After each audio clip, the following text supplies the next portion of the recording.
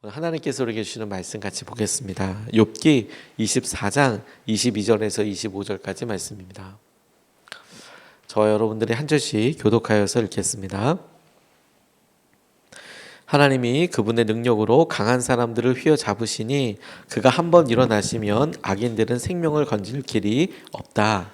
하나님이 악한 자들에게 안정을 주셔서 그들을 평안하게 하여 주시는 듯하지만 하나님은 그들의 행동을 낱낱이 살피신다. 악인들은 잠시 번영하다가 곧 사라지고 풀처럼 마르고 시들며 곡식 이삭처럼 잘리는 법이다.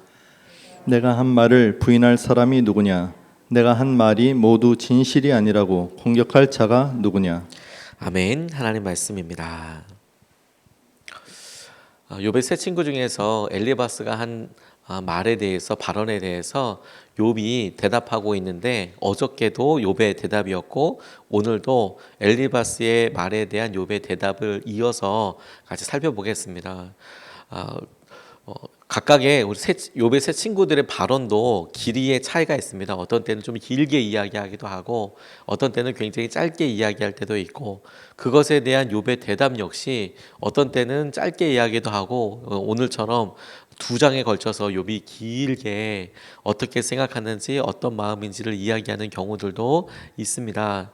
그래서 그 말씀들 가운데 이렇게 딱 띄어서 욥이 하고 싶은 여러 말들 중에 우리가 같이 붙잡고 욥에게 있어서 새로운 정서 혹은 새로운 마음의 변화 여기에 맞춰서 주목해 보는 것도 필요할 텐데 오늘은 그 중에서 욥이 악인들에 대해서 스스로 이야기하고 있는 이 장면을 통해 하나님께서 우리 가운데도 이렇게 깨닫게 해주시는 것이 있겠다고 우리 붙잡고 싶습니다. 욥이 하나님께서 하신 여러 어려움과 고난 가운데 있었지만 그 고난에 대해서 계속해서 질문하고 그 고난을 통해서 자기 자신이 드러나게 되는 것을 이렇게 보게 됩니다.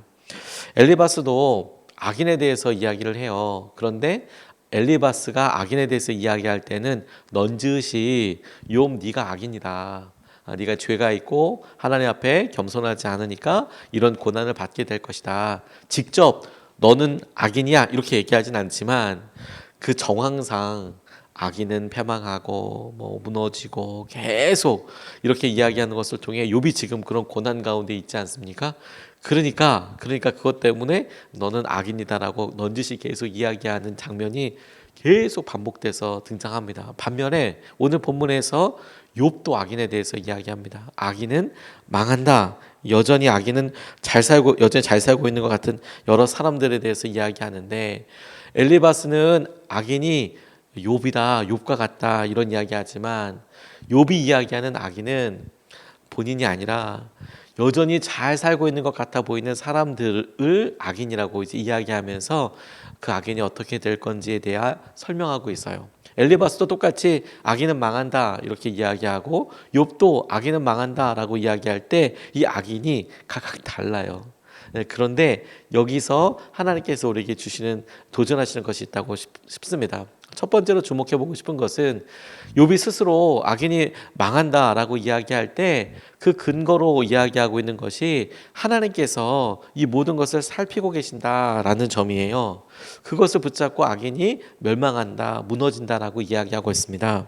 22절로 23절 말씀을 보면 하나님이 그분의 능력으로 강한 사람들을 휘어잡으시니 그가 한번 일어나시면 악인들은 생명을 건질 길이 없다. 하나님이 악한 자들에게 안정을 주셔서 그들을 평안하게 하여 주시는 듯 하지만 하나님은 그들의 행동을 낱낱이 살피신다. 이렇게 이야기합니다. 믿음의 이야기를 할 때, 믿음에 대해서 이야기를 할 때 우리가 우리 스스로의 믿음, 우리 스스로의 행동에 대해서 믿음이 무엇인가 이럴 때는 조금 더 뭐라고 얘기하나 조금 더 엄격하게 다루는 것 같아요. 우리는 우리의 마음의 진짜를 알잖아요. 그래서 믿음의 이야기할 때 내 마음속에 있는 사실 이런 연약한 부분, 우리의 삶에 아직도 해결되지 않은 것처럼 여겨지는 부분들을 이렇게 보고 나는 믿음이 없다. 나는 이렇게 연약하다. 이렇게 이야기하는 경우들도 있습니다. 도움이 됩니다. 그게 나쁘다는 것은 아닙니다. 그런데 오히려 그렇게 어렵고 힘든 시기 들을 때 이렇게 자기를 바라보는 기준이 오히려 건강한 중심과 믿음에 대해서 일어나게 될 때 약간 흔들리게 되는 경향도 있어요. 오히려 가만히 보면 다른 사람에 대해서 이야기할 때 믿음의 핵심을 붙잡는 경우들이 참 많아요. 이런 경우입니다. 욥이 자신에 대해서 이야기할 때는 흔들리는 부분들이 참 많아요. 그런데 다소 감정과 상황 이야기하는 사람에 따라서 변화되는 부분들이 있어요. 욥이 자신에 대해서 너 악인이야 이런 식으로 악한 사람이야 교만하잖아 이런 식으로 얘기했을 때 욥이 다소 격렬하게 반응합니다.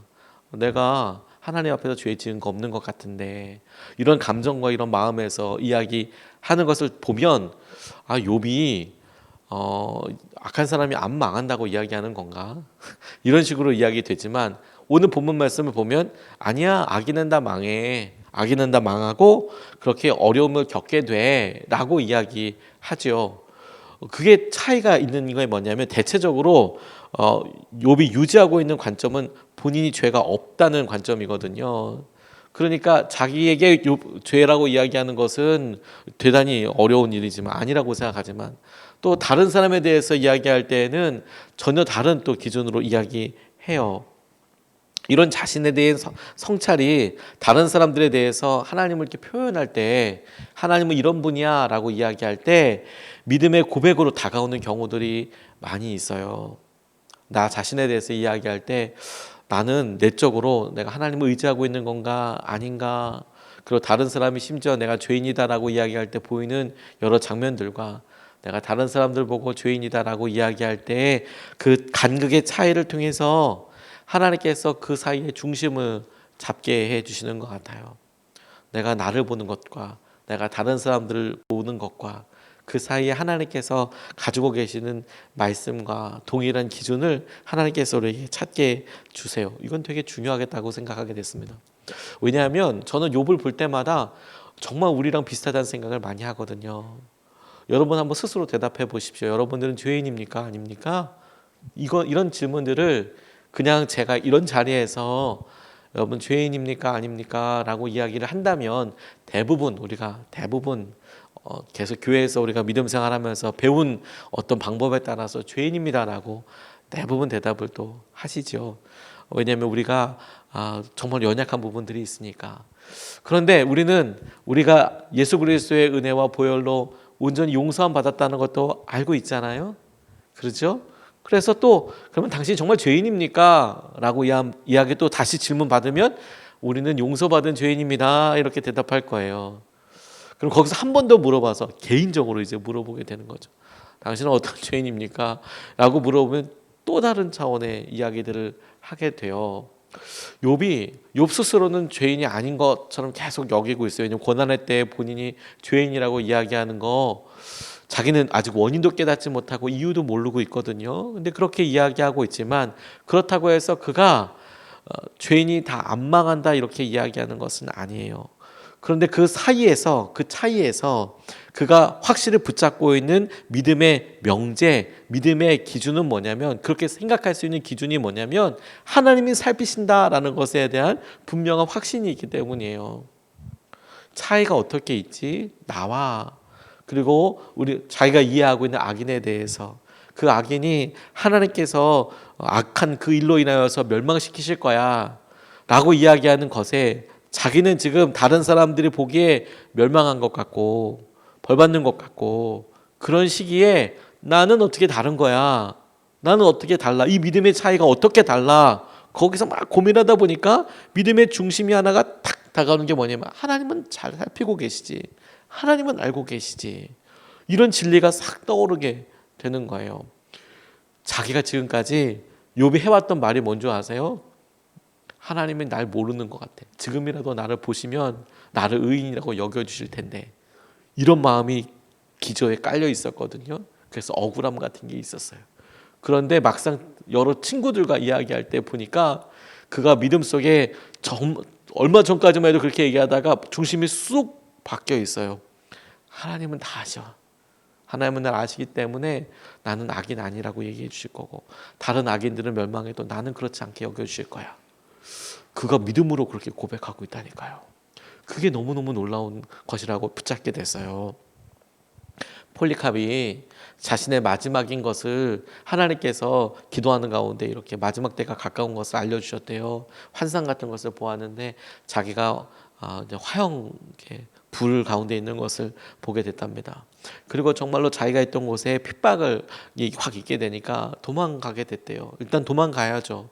그런데 그 자리에 함께 있었던 다른 기독교인, 다른 교인들이, 성도들이 붙잡혔어요. 엄청난 고문을 당하다가 어린 소년 하나가 폴리캅에 대해서 이야기를 했대요. 어디 있는지. 너무 힘들었으니까 이 고문을 견디다 못해 이 어린 이제 군병이 이야기하니까 숨어 있는 것을 찾아왔대요. 이 소년이 이야기한 것 때문에 잡으러 오니까 그가 하나님의 뜻대로 이루어지다 자기가 봤으니까 그래서 그냥 순순히 잡혀갔답니다. 나이가 있으니까 총독이 그냥 살려줄 테니까 부인하라. 그냥 내가 시저를 믿는다고 그냥 이야기해라. 시저가 주라고 큐리오스라고 대답해라. 살려주겠다. 나이가 거의 90에 가까웠거든요. 그런데 내가 어떻게 하나님께서 86년 동안 나는 그분의 종이었고 그동안 주님은 나에게 아무런 잘못도 하지 않았는데 어떻게 내가 나를 구원하신 왕을 모독할 수 있겠습니까? 설득과 그렇게 하라고 살려주겠다고 하는데도 굽히지 않았어요. 처음에는 그렇게 고집을 부리면 맹수들이 있는 굴에 넣겠다. 흔들리지 않았어요. 그러면 화형시키겠다. 굴복하지 않았어요. 그래서 그가 나중에 화형으로 인하여서 순교하게 돼요.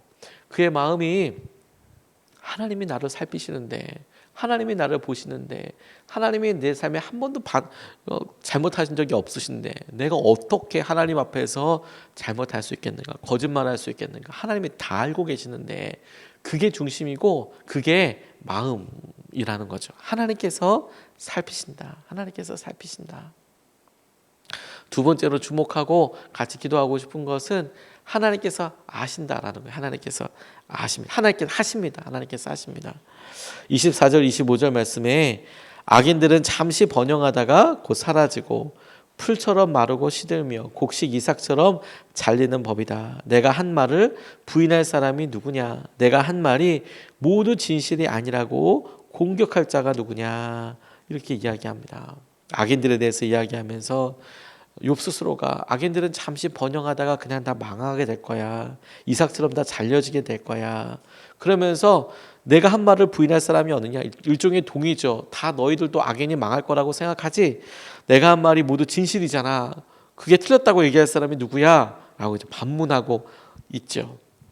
엘리바스도 지금까지 그렇게 얘기했어요. 엘리바스도 악인은 망할 거라고, 악인은 망한다고. 욥도 그렇게 이야기합니다. 악인은 정말 망할 거야. 여러분 이 말의 차이를 아시겠죠?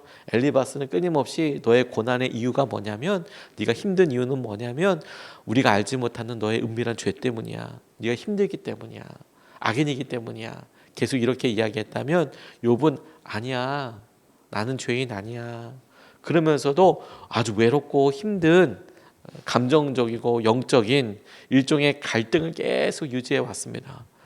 근데 하나님께서 그래 악인을 그렇게 심판하실 거야. 너희들도 다 그 말에 동의하지? 이때 얘기하는 악인은 엘리바스가 이야기하고 있는 악인과 달라요. 그런데 여러분 하나님께서 우리의 상황을 살피시고 아실 뿐만 아니라 반드시 하나님의 뜻대로 심판하시는 분이시라는 것을 우리가 욥의 고백을 통해서 다시 한번 붙잡게 됩니다. 욥이 악인은 망한다 친구들이 이야기할 때 그 말 자체를 부인한 것이 아니라 나는 악인이 아니고 고난당하는 자가 악한 사람은 아니다. 하지만 악한 사람이 고난받는 것도 사실이다. 이 차이가 있죠. 악한 사람들이 당연히 하나님의 심판과 하나님의 벌 앞에 고난을 받죠. 그런데 모든 고난받는 사람들이 악한 사람이라고 이야기할 수는 없죠. 욥의 세 친구들은 너 고난받고 있네. 너 어렵네. 너희들 가정에 그 오래된 기도 제목이 허락되지 않네. 숨겨진 죄가 있나 보네. 이렇게 접근하는데 아니다. 내가 지금 고난받고 있는 중에 있고 내가 어려움 가운데 있지만 하나님은 이 모든 것을 살피셔 뿐만 아니라 하나님께서 이 모든 일들을 인도하고 계시고 하나님이 일하고 계셔. 하나님께서 하실 거야. 그게 두 번째 고백이라는 거예요. 욥이 의지하고 기도하는 내용이 바로 그와 같다는 거예요. 하나님께서 심판하실 거야. 하나님께서 하실 거야. 하나님께서 공의로 심판하지 않으신다면, 악한 사람들을 하나님께서 심판하지 않으신다면, 그럼 사실 우리의 믿음의 가장 중요한 기준이 무너지는 거겠죠. 하나님, 욥이 고민하는 것처럼 하나님 어떻게 악인들도 다 잘 삽니까? 이 땅에서 똑같아도 똑같은 것처럼 보이고 악인이 오히려 더 잘 되는 것처럼 보이고, 욥도 그렇고 욥의 세 친구도 이것이 가장 기본에 있는 거예요. 믿음에서부터 출발한 일종의 믿음에서부터 시작된 일종의 이제 시작한 어떤 논증 같은 것이죠. 이 땅에 살면서 하나님의 말씀을 붙잡고 의지하는 사람이 은혜를 복을 누리죠. 그런데 그렇지 않은 사람들은 당연히 벌을 받죠. 그런데 이것이 그냥 단순하게 그것이 맞는 말이지만, 그럼에도 불구하고 우리가 보이는 복이 뭐냐?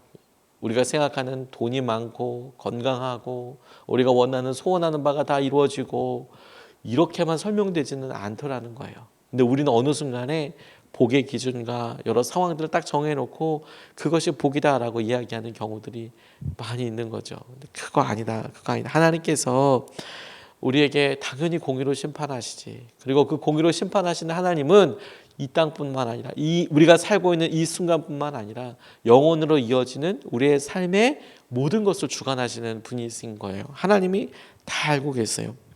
오늘의 고난과 이 고난을 감내하는 이유는 하나님께서 지금도 그렇고 그리고 영원까지 우리를 인도하시고 심판하시는 분이시기 때문에 그렇습니다. 그게 아니면 우리가 지금 이런 고난을 감당하고 이 고난 앞에 감사와 믿음으로 이야기한다는 것이 참 말도 안 되는 말이 될 수밖에 없지 않습니까? 하나님 살아계세요. 반드시 우리 가운데 당신의 약속대로 이끄시는 분이세요. 우리가 그것을 욥의 말을 통해서 다시 한번 붙잡을 수 있으면 좋겠습니다.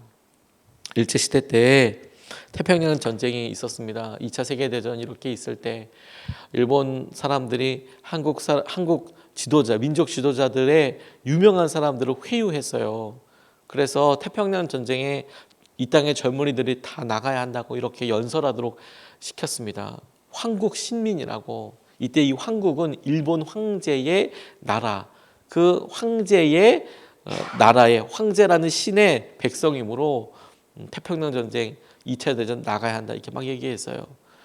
근데 그들이 부끄러운 일이죠. 그렇게 이야기가 돌아다닐 때 나중에 지나고 났을 때 얼마나 수치스럽고, 실제로 이런 잔재들이 요즘도 사람들에 의해서 얼마나 비난받습니까? 나라가 힘들 때, 민족이 어려울 때 민족의 배신자로서 저들이 그렇게 살았다 이야기했다. 그때 부끄러웠죠. 그런데 그 사람들 왜 그때 당시에는 그렇게 할 수밖에 없었냐? 이렇게 빨리 광복이 될지도 몰랐고 우리가 해방이 될지도 몰랐고, 그거 알았다라면 아마 그렇게 하지 않았을 거예요. 세상 영광만 알고 하나님의 영광 그들 몰랐어요. 하나님께서 그렇게 이끌어 가실 줄 몰랐어요. 우리에도 다 똑같죠. 우리가 지금 어려움과 고난 가운데 있을 수 있습니다. 그런데 이것으로 다는 아니거든요. 여기서 보였던 여러 행동과 여러 고백들이 나중에 하나님께서 우리 가운데 이게 결론이야, 이렇게 될 거야 라고 하실 때 너무도 부끄럽고 너무도 죄송한 표현이 우리의 삶에 또 다른 회개를 가져올 수밖에 없는 때가 있을 수 있게 될 거예요. 곽선희 목사님이 해방된 후에 국민학교 5학년 때 교회 부흥에 참석하셨대요. 그 부흥에 참석할 때 옥중 성도였던 전도사님이 강사였답니다. 무명의 하얀 두루마리를 입고 오셔서 일주일 동안 설교를 하시는데, 죽도록 충성하라, 그리하면 생명의 면류관을 주리라, 뭐 이런 부흥의 주제로 이게 말씀하실 때 너무 큰 은혜가 있었다는 거예요. 너무 큰 은혜가. 근데 그렇게 말씀을 전하시다가 한 번은 감옥에서 있었을 때 어려운 이야기들을 이렇게 간증을 하시는데 장로님이 한번 보여달라고 그랬더니 이 강사님이 앞에서 두루마리를 이렇게 탁 벗으시는데 세상에 여기에 고문당한 자리가 인두로 찢어져 있는 자리, 막 더 어떻게 할 수 없는 상처들이 막 온몸에 가득한 거죠. 그리고 탁 뒤를 돕는데 뒤에도 막 이런 막 채찍과 인두짤과 이런 고문당한 자들이 다 있는 거예요. 그것만으로도 뭐 죽도록 충성하라. 하나님께서 어떻게 해주시는지 뭐 그냥 딱 보이더래요. 그냥 그렇구나, 그렇구나. 그 자체가 영광이더래요. 근데 그 부흥회가 있은 후 얼마 되지 않아서 그리고 얼마 멀지 않은 곳에 있는 큰 교회 목사님이 그 부흥회 이후에 바로 사표를 내시고 먼 지방으로 이렇게 가버리셨대요. 그분이 부끄럽게도 죽음이 무서워서 신사참배를 했는데 목사가 신사 앞에 가서 꾸벅 절했다는 거 그거 잊혀지지 않는 거죠. 근데 그렇게 있는 해방의 때가 되니까 부끄러워서 그 자리에서 목회할 수 없어서 그냥 사임하고 나가시더라. 우리에게도 반드시 그런 때가 옵니다. 하나님께서 하나님의 말씀과 은혜를 이루실 때가 와요. 하나님을 바라보는 거예요. 하나님을 의지하는 겁니다. 오늘도 하나님께서 하시는 것을 우리가 의지하고 고백하고 그것을 따라서 나아가는 겁니다. 오늘 두 가지 말씀을 같이 나눴습니다. 하나님께서 살피세요. 하나님께서 살피세요. 악인이 다 똑같아 보여요. 악인은 다 망할 거라고 우리는 알고 있어요. 근데 우리 스스로 그럼 내가 이렇게 아프고 힘든 거는 죄 때문인가? 거기에 우리는 연약해서 사실 바른 답을 어떤 보여지는 것 가지고는 찾을 수 없을 겁니다. 그렇지 않습니까? 그런데도 불구하고 우리가 분명히 이야기하고 하나님을 의지할 수 있는 건 뭐냐면 하나님이 다 살피세요. 보이는 것 가지고 다 할 수 없어요. 하나님이 살피세요. 그걸 우리가 믿어요. 두 번째, 하나님께서 하실 거예요. 하나님께서 심판하실 거예요. 하나님께서 이 모든 일에 대하여 경중을 다루실 것입니다. 그래서 우리가 하나님께서 이야기하실 그 은혜를 믿고 이후를 이 다음을 염려하지 않습니다. 하나님께서 하실 일에 대하여 하나님 선하시고 우리 가운데 가장 좋은 것을 주실 것을 믿으니까 오늘을 영광스럽게 감내하고 고백합니다. 이것을 붙잡고 두 번 나눠서 같이 기도하시겠습니다. 첫 번째로